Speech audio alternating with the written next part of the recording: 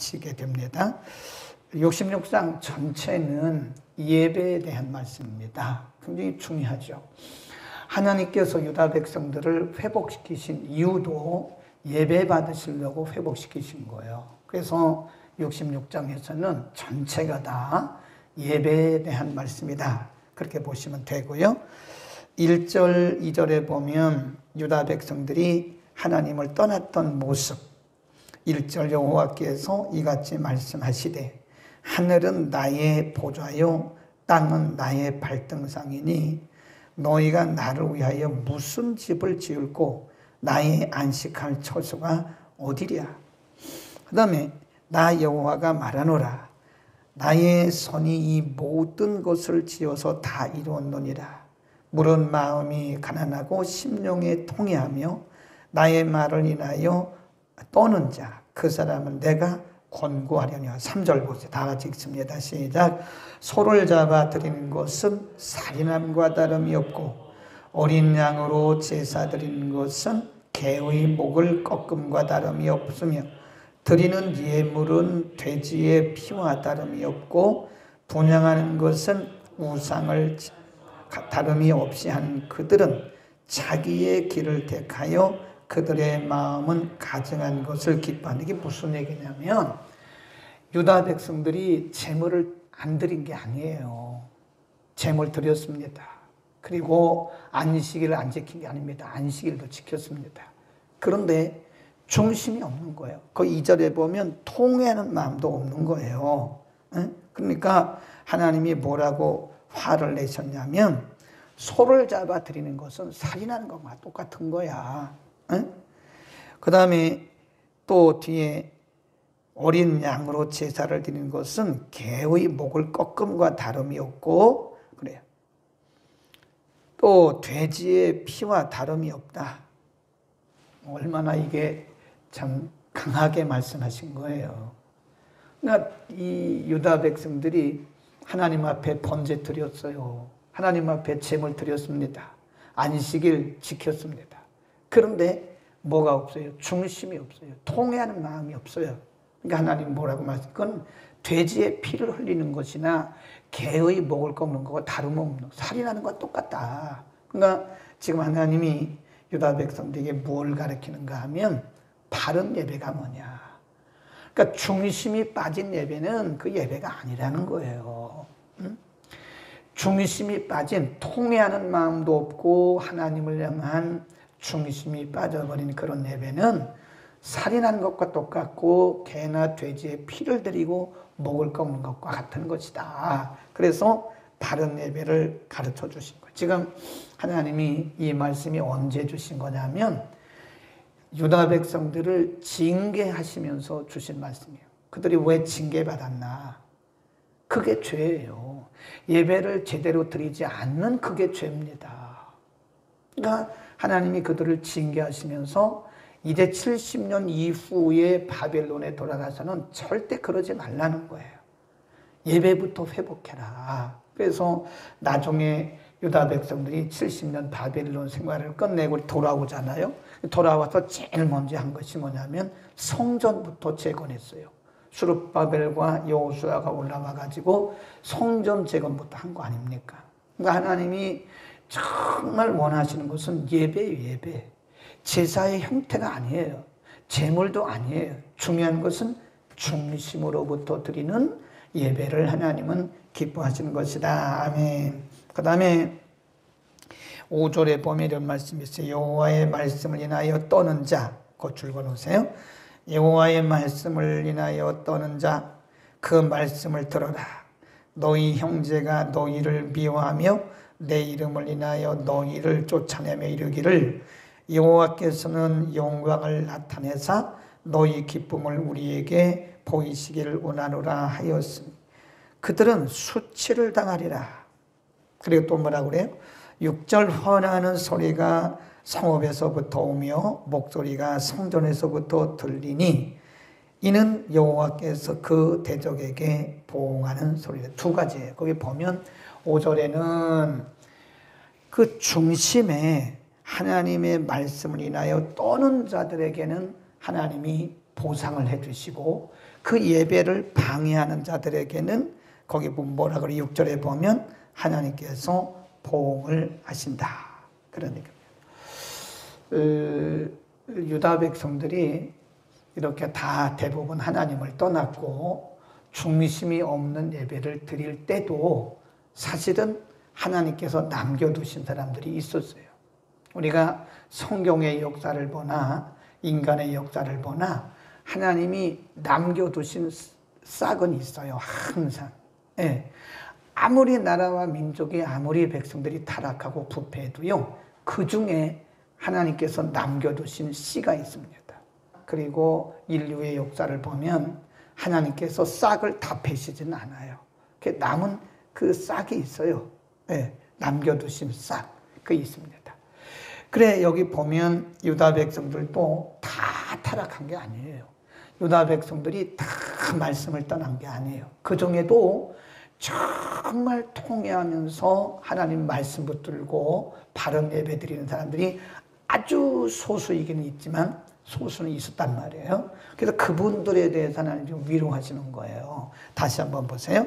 5절에 보면 여호와의 말씀을 인하여 떠는 자, 이게 그 사람들입니다. 여호와의 말씀을 인하여 떠는 자들아, 그 말씀을 들을지어다. 이르시되 너희 형제가 너희를 미워하며 내 이름을 인하여 너희를 쫓아내며 이르기를 여호와께서는 영광을 나타내사 너희 기쁨을 우리에게 보이시기를 원하노라 하였으나 그들은 수치를 당하니까 하나님이 그들을 보호하시고 지키시고 그들을 수치롭게 하는 자들에 대해서는 하나님이 보호하신다. 그런 말씀이에요. 그리고 쭉 내려가다가 10절에 보면 예루살렘을 사랑하는 자여 다 그와 함께 기뻐하라. 다 그와 함께 즐거워하라. 그를 위하여 슬퍼하는 자여 다 그의 기쁨을 인하여 그와 함께 기뻐하라. 쭉 내려가다가 거기 어미와 아이의 비유를 드는데 그 어미의 젖은 은혜를 상징하는 겁니다. 은혜. 예. 14절 읽습니다. 시작. 너희가 이를 보고 마음이 기뻐서 너희 뼈가 연한 풀의 무성함 같으리라. 여호와의 손은 그 종들에게 나타나겠고 그의 진노는 그 원수에게 더하리라. 그 종, 원수 그런 말씀이 있잖아요. 그 종은 남은 자들이에요. 그 원수는 누구냐? 이 같은 동족이지만 그 의인들을 괴롭히고 바른 예배자들을 핍박하는 이런 자들 얘기합니다. 그러니까 이거를 한마디로 말하면 이제 하나님께서 유다 백성들을 위해서 하실 일이 뭐냐면 예배를 회복시켜 주시겠다. 네. 그러니까 우리는 예배를 위해서 하나님이 택하신 자들이에요. 아멘. 예배가 없으면 우리는 아무런 존재 의미가 없어요. 하나님이 우리를 구원하신 의미가 뭐냐, 의도가 뭐냐, 목적이 뭐냐, 예배 받으시려고. 네. 그러니까 예배를 제대로 드리지 않는 것은 사실은 의미가 없어요. 교회도 예배를 제대로 안 드리면 교회에 무슨 의미가 있습니까? 예배당입니다. 예배당. 예배당. 근데 교회는요, 이게 건물이에요, 건물. 그냥 예배당이에요, 이게. 그럼 예배당에서 예배를 안 드리면, 특별히 예배를 제대로 안 드리면 안 되는 거예요. 그러니까 코로나 이런 거 상관없이 코로나가 끝나도 마찬가지예요. 이런 거에 상관없이 정말 이 땅에 있는 모든 교회들은요, 바른 예배를 드려야 됩니다. 예배가 무슨 세리머니나 되고 무슨 행사처럼 이벤트나 하고 그러면 안 돼요. 살아계신 하나님이 역사하시고 살아계신 하나님이 예배를 받으시는 그런 바른 예배를 드려야 교회는 존재의 가치가 있는 것이고 그리고 우리들도 존재의 의미가 있는 것이에요. 하나님이 우리를 왜 구원하셨는데 예배 드리라고 구원해 주신 거예요. 그래서 우리가 가장 하나님 앞에 게으르고 큰 죄 중에 하나가 뭐냐면 예배를 함부로 여기는 거. 예배를 함부로 여기거나 예배를 함부로 드리거나 예배를 소홀히 여기면 그건 타락한 거예요. 교회가 예배를 함부로 드리거나 예배를 거룩한 예배로 드리지 않으면 그건 타락한 거예요. 성도가 예배를 제대로 드리지 않으면 그건 변질되고 타락한 거예요. 우리는 예배 때문에 사는 겁니다. 그러니까 주일을 굉장히 부담스러워하고 예배 드리는 거를 굉장히 부담스러워하고 그러면 이미 우리는 마음이 흐트러진 거예요. 예배를 2시간 드리든 3시간 드리든 그건 우리의 할 일이고 당연히 그거를 위해서 우리가 지금 존재하고 있는 거란. 그러니까 예배를 뭐 대충 드리는 것도요, 그 하나님을 만홀히 여기는 겁니다. 이게 보면 행사를 하는데 행사 중심으로 가요. 교회가 이벤트 중심으로 가면 안 됩니다. 교회는 이벤트 하는 데가 아니에요. 교회는 예배 드리는 곳입니다. 아멘. 그래서 교회를 옛날부터 예배당, 채플 그래요. 채플. 이 채플이란 말은 예배당, 예배 그런 뜻입니다. 보면 우리가 무슨 홀 그러잖아요. 사실 이 교회가 홀이라고 그러면 안 돼요. 채플이라고 그러죠. 채플. 채플이란 말은 예배당 그런 의미도 있지만 예배 그런 뜻도 있어요. 거룩한 예배를 드리기 위해서 가만히 보고 어떤 데 보면요, 그 엄청난 돈들을 들여서 예배당 지어놓고요, 예배를 엉터리로 드려요. 그 뭐로 돈 들였어요? 차라리 전 세계 235개 국가에 복음 전해서 선교나 하지, 그런 건물 그러려면 그런 건물 멀어져요. 그렇잖아요. 예배를, 거룩한 예배를 드리지 않으려면, 예배당 정말 잘 지어놓고 예배 대충 드리려면 그 예배당 멀어지느냐고요. 차라리 선교나 하지. 예배당이 중요한 게 아니에요. 예배를 드리는 예배자가 중요한 거예요. 예배자, 워시퍼. 예배를 드리는 자가 중요한 거지 예배당이 중요한 게 아니에요. 그래서 하나님이 정말 지금 유다 백성들에게 지금 말씀하시는 게 뭐냐, 너희가 중심을 떠났기 때문에 너희가 드리는 예배는 살인하는 거와 똑같은 거야. 중심이 빠진 너희 예배는 돼지 피 드리는 거랑 똑같은 거야. 하나님이 오죽 답답하셨으면 그런 말씀을 하시겠어요? 너무 심한 말씀 하신 거 아니에요? 오죽 답답하면. 그래, 올해 우리 교회 표어가 거룩한 예배자예요. 거룩한 예배자입니다. 우리가 한 주 동안 열심히 살아야 돼요. 뭘 위해서? 예배를 위해서. 예배를 위해서 한 주간 열심히 사는 거예요. 새벽 예배도 마찬가지, 수요 예배도 예배는 다 똑같은 예배입니다. 그래서 제가 대예배란 말 쓰지 말라고 그래요. 예배가 무슨 대예배, 소예배가 어디 있어요? 그건 옛날 전통적으로 우리의 조상들이 조금 개념을 정리를 잘못한 거예요. 예배는 다 똑같은 예배예요. 많이 모이니까 대예배란 말을 쓰기는 썼을 거예요. 그러나 예배는 그렇게 하는 게 아니에요. 다 예배입니다. 주일 밤 예배도 예배. 그러니까 보니까 우리 교회는 그래도 많이 나오는 편인데요. 이렇게 보면 주일 낮 예배 한 번으로 끝나는 사람들이 참 많아요. 주일 밤 예배 아예 안 나오는 분들이 계세요. 들으라고 하는 얘기입니다. 지금이야 코로나 팬데믹이니까 어차피 좌석수가 제한돼서 못 오죠. 이 코로나 이전 얘기입니다. 코로나 시대 이전 얘기예요. 아니, 중직자 중에 주일 예배를 한 번도 안 나오는 분들이 계시다니까요. 아예 제가 보니까 그분들은 잘못 배웠어요. 신앙생활을 잘못 배웠어요. 누구로부터 보고 배웠을 텐데, 그래서 우리가 옆에 누가 있느냐가 참 중요합니다. 옆에 누가 있느냐가, 누구로부터 배우냐, 이게 중요합니다. 에? 주일 밤 예배도 드려야 돼요. 수요 예배도 드려야 돼요. 새벽 예배도 드려야 됩니다. 금요 기도에도 드립니다. 금요 기도에 한 번도 안 나온 중직자도 있다니까요. 코로나 이전 얘기입니다. 참 그래, 저분들이 무슨 생각으로 신앙생활을 하나? 그냥 주일날 11시 예배 나오면 그것이 끝인 줄 알아. 그리고 주일 지켰다고 생각하는. 참 오늘 이 말씀을 하시는 그 하나님의 마음이 오늘 이 말을 하는 목사의 심정과 똑같을 거예요. 어떻게 중직자 이런 거를 떠나서라도, 직분을 떠나서라도 어떻게 주일 오전 예배 한 번 드리고 그것이 다라고 생각하는 썬데이 크리스찬. 근데 우리 교회는 나은 편이라니까요. 우리 교회는 그래도 우리 교회 성도님들은 참 인격적이세요. 인격적인 건 좋은데 신앙적이었으면 더 좋겠어요. 인격적인 우위가 신앙적입니다. 신앙적 인격이 더 좋은 거죠. 참 우리 교회는 그래도 양호한 편입니다. 그런데 이게 다른 교회 보면요, 아예 주일 낮 예배 한 번으로 끝나는 썬데이 크리스찬이 거의 50%에 육박해요. 일반적인 평균 낼 때. 그리고 자기를 크리스찬이라고 생각하는 거예요. 참 이거 생각할 문제 있죠. 생각할 문제. 집에서 예배 드리는 분도 맞죠? 네. 코로나 시대니까 그렇지만 이제 목사님들이 지금 걱정하는 것 중에 하나가, 미리 걱정할 필요는 없습니다만은 걱정하는 것 중에 하나가, 지금 이제 코로나 팬데믹이 이게 지금 길어지잖아요. 벌써 뭐 1년 반 돼가요. 연말 가도 이게 안 풀어진다고 그래요. 그러면 2년 간다고. 그러면 온라인 예배에 다 길들여진 거예요. 어떤 예배자들은요, 온라인 예배를 굉장히 부정적으로 봐요. 그런데 할 수가 없어요. 지금 어차피 온라인 예배 안 할 수가 없잖아요. 모일 수가 없는데.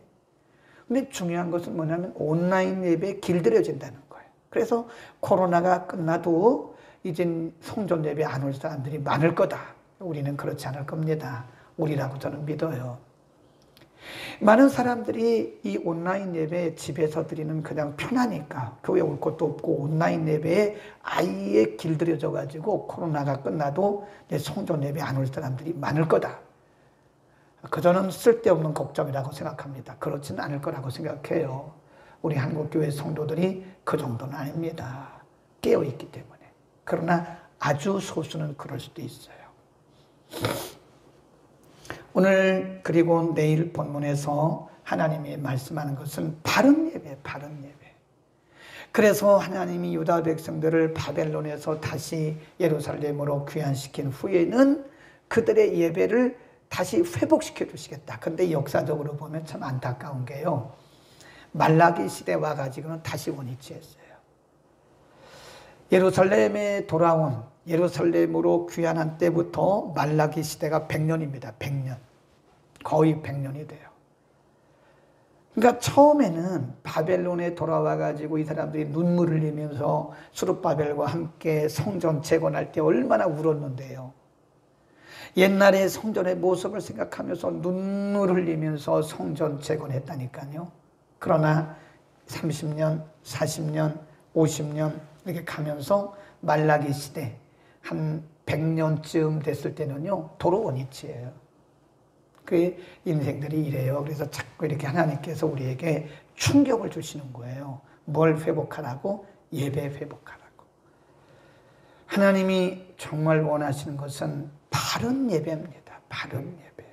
우리가 바른 예배가 되기를 위해서 정말 우리를 돌아보는 우리 모두가 되기를 축원합니다. 기도하겠습니다. 바른 예배를 원하시는 거룩하신 아버지, 하나님께서 유다 백성들을 징계하신 것도 바른 예배로부터 떠났기 때문이고 70년이 찬 후에 그들을 다시 예루살렘으로 돌아오게 하신 것도 바른 예배를 위함이라고 오늘 우리에게 가르쳐 주셨습니다. 통회하는 마음이 없고 중심이 없는 예배는 살인하는 것과 같고 돼지의 피를 드리는 것 같으며 개의 목을 꺾는 것과 같다고 주님 가르쳐 주셨습니다. 하나님, 우리가 이 땅에서 있는 동안, 살아가 있는 동안에 정말 하나님이 기뻐하실 신령과 진정으로 드리는 예배자가 되게 하여 주옵소서.